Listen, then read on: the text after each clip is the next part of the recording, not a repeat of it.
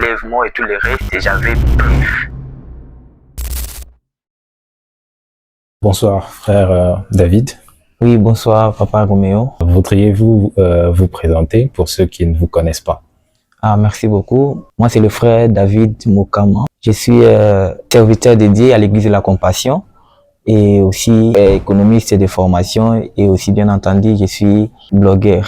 Alors, on est là pour que vous nous partagiez un peu votre témoignage qui, je sais, va bénir beaucoup d'enfants de Dieu. Pouvez-vous nous parler un peu de vous avant de connaître le Seigneur? Quelle était votre situation? Est-ce que vous venez d'une famille chrétienne? Comment ça se passe pour vous avant de connaître le Seigneur? En tout cas, merci beaucoup, Papa Roméo, pour la question. Je pense que chaque personne a toujours un passé, parce que Dieu vient nous prendre d'abord de la boue pour nous faire devenir enfants de Dieu. Alors, par là, j'aimerais en résumé parler un peu de mon passé avant de connaître le Seigneur. Je viens d'une famille chrétienne. Ma maman était une choriste à l'église protestante. Mais j'ai pas trop grandi avec ma maman. J'ai beaucoup grandi avec mes grands-parents qui étaient catholiques. Moi également, j'ai été catholique avec mes grands-parents. Et c'est par là que j'ai évolué avec l'église catholique, avec qui j'ai eu même le baptême et tout le reste. Mais à chaque fois quand maman venait des fois de vacances, il m'amenait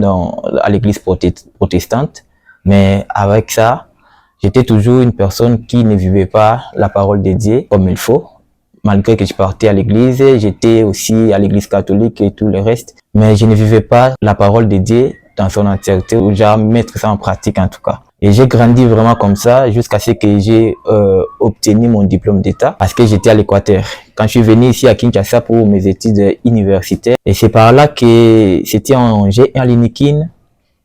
J'étais avec les amis en commençant en G1. C'était en 2018 avec les amis pendant qu'on sortait parce que c'était un certain samedi où on devait rentrer parce que généralement les Nikin, les samedis on étudie demi-journée. Et pendant qu'on sortait de l'auditoire, il y avait des sœurs qui nous avaient donné de tracts comme quoi une invitation, non, il y a une activité de prière qui s'organisait à l'amphithéâtre. Alors quand elles nous ont donné ces invitations, alors moi en tout cas avec les histoires de pasteur, ça n'allait pas. J'étais vraiment quelqu'un qui haïssait trop le pasteur. Je les voyais comme si c'était déjà juste ils venaient juste pour chercher de l'argent et tout le reste. Mais quand les sœurs là nous ont donné ces tracts, j'ai regardé et j'ai vu l'orateur et puis les gens qui devaient l'accompagner pour l'adoration. La sœur là nous a dit, d'ailleurs l'activité commence déjà bientôt à 15h. Pendant qu'on descendait maintenant vers l'amphithéâtre, ceux qui connaissent l'amphithéâtre, c'était à l'Inikin. Pendant qu'on descendait, on a déjà rangé les chaises et tout le reste. Mon ami m'a dit, bon, on peut juste écouter un peu. Mais moi, en tout cas, j'étais vraiment catégorique. Je dis, papa, on doit partir. Il me dit, non, attends un peu, on va écouter ce qui va se passer. Bon, on est entré à l'amphithéâtre. Et du coup, l'activité a commencé. Quand l'activité a commencé, voilà, les chants ont chanté, tout. Maintenant, il faudrait que l'orateur puisse prêcher. On a appelé l'orateur. Alors, ces pasteurs-là, en tout cas, je les connaissais pas. Et j'avais même des doutes que non, c'était un Congolais parce que par rapport à sa peau et tout le reste, j'ai demandé à mon ami, est-ce qu'il est vraiment Congolais? Il m'a dit, bon, moi aussi, je le connais pas, mais quand même, hein, on va l'écouter. Voilà, l'orateur a commencé à prêcher. Et je me rappelle même très bien, le thème c'était « Va et ne pêche plus ». Il a utilisé le verset dont il est question. Jésus, après avoir guéri ces paralytiques, il lui a dit « Va et ne pêche plus ». Et c'est par là, il a commencé maintenant à enfoncer avec le message, à marteler par rapport au péché. Et tout ce qu'il parlait, au fait, moi j'avais l'impression comme si on lui a raconté ma vie. Et là où j'étais avec des amis, j'ai commencé à écouter maintenant le message différemment. C'est comme s'il y avait quelqu'un qui était en lui qui parlait à moi, en fait. Donc, tout ce qu'il parlait, c'était moi. Est-ce que vous voulez dire que ce jour-là, pour la première fois, vous aviez eu cette impression qu'une prédication s'adressait à vous personnellement? Évidemment. D'ailleurs, moi, j'étais étonné de savoir ou d'écouter comment est-ce qu'un homme peut parler comme ça. Mais avant ça, vous alliez à l'église quand même? Évidemment, j'ai parti dans d'autres églises parce que moi, à chaque fois qu'on m'invitait, en tout cas, je ne refusais pas les invitations, je partais, mais je ne partais pas avec le cœur. Je partais juste pour répondre à l'invitation. Par politesse. Ouais, par politesse, bien évidemment. mais pas pour recevoir, bien sûr. Mais quand même, lorsque vous alliez à ces églises, vous pensiez que vous étiez chrétien. En tout cas, je n'avais aucune relation profonde avec Dieu. La mort vous faisait peur, c'est ça? Évidemment. En Vous tout aviez cas, peur. la mort, quand on parlait même de l'enlèvement et tout le reste, j'avais peur. Parce que moi-même, je sentais que non, j'irai en enfer. Une fois que je meurs, j'irai en enfer.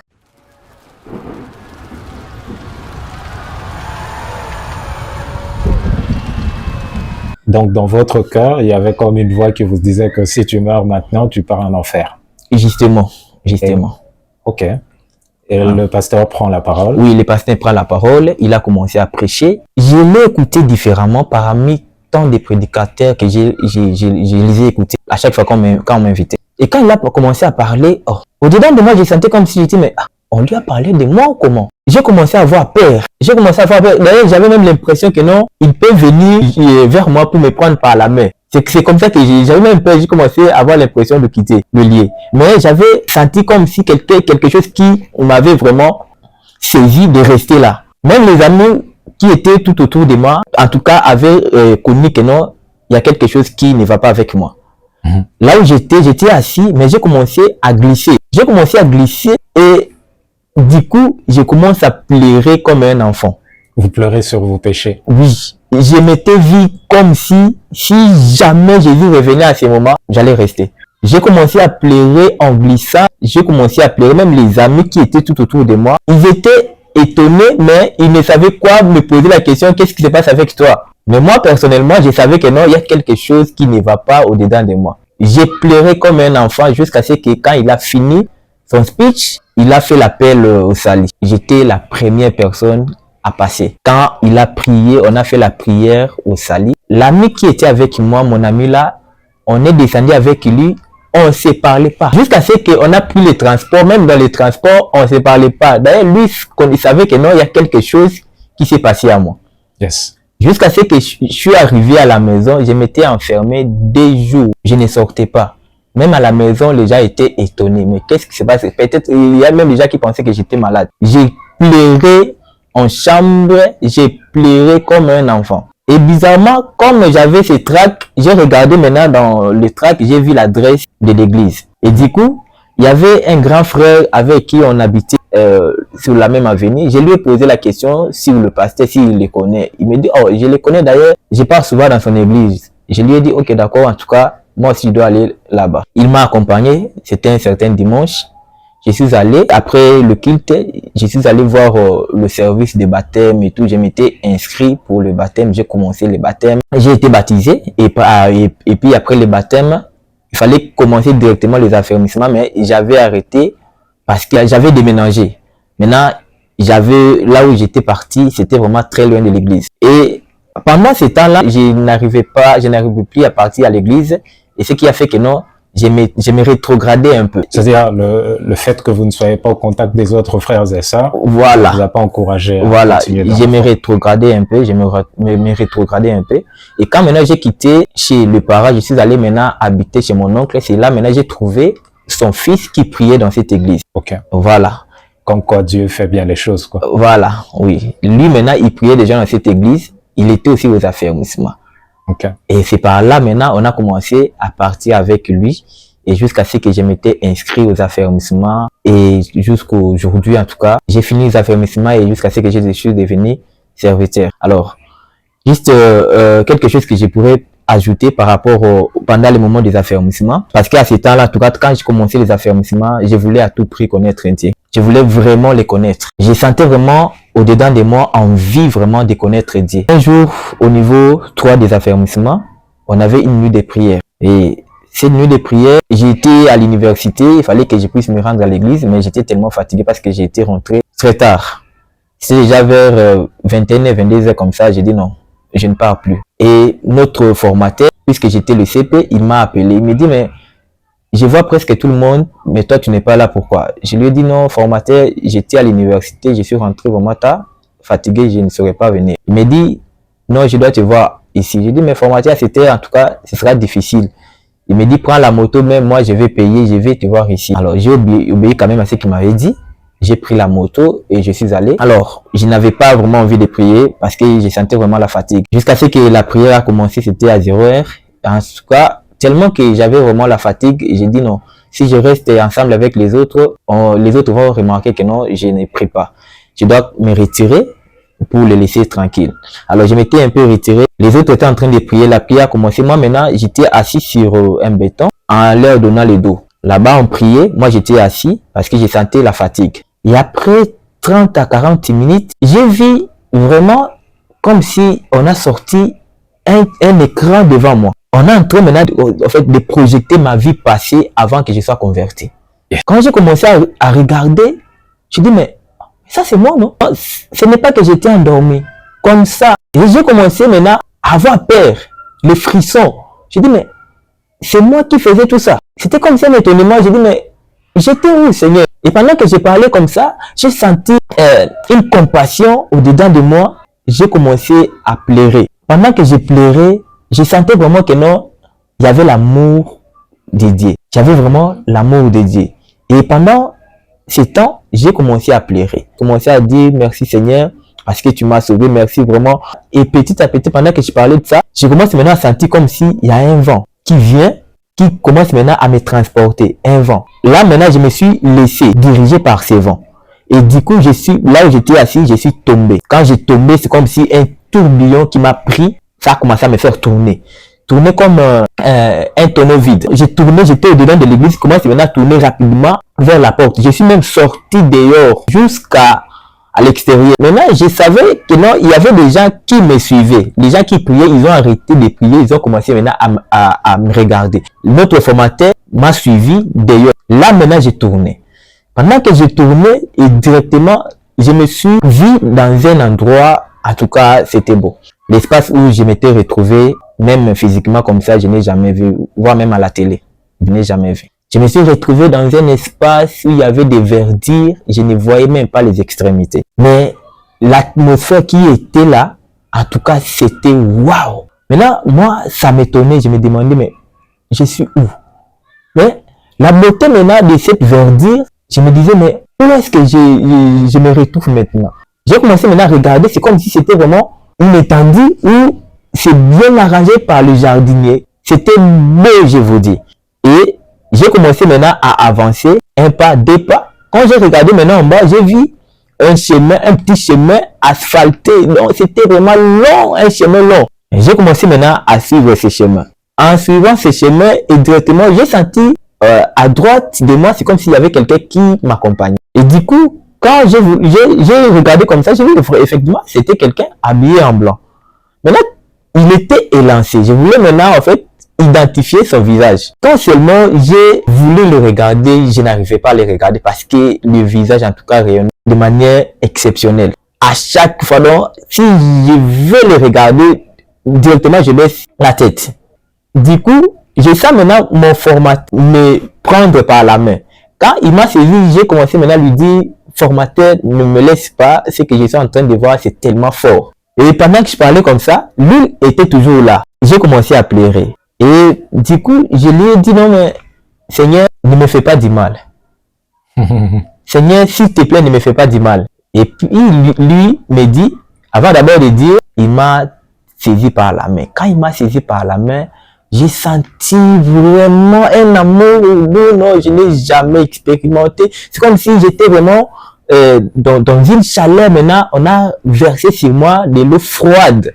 Yes. Cet amour, vraiment, j'ai senti. Et puis, du coup, je l'ai tenu comme ça. Il m'a dit, je ne suis pas venu te faire du mal, mais tu avais besoin de moi. Quand il a parlé comme ça, et directement, il m'a lâché. Quand il m'a lâché, je me suis retrouvé maintenant dans un hôpital. Vous savez, cet hôpital, la porte du couloir pour entrer maintenant. Et pendant que j'entrais dans cette porte, il y avait des malades qui étaient dans leur lit, de part et d'autre. Moi, maintenant, j'étais au couloir. Pendant que j'entrais, ma présence seulement, les malades sursautaient dans leur lit. Donc, c'était vraiment un événement terrible.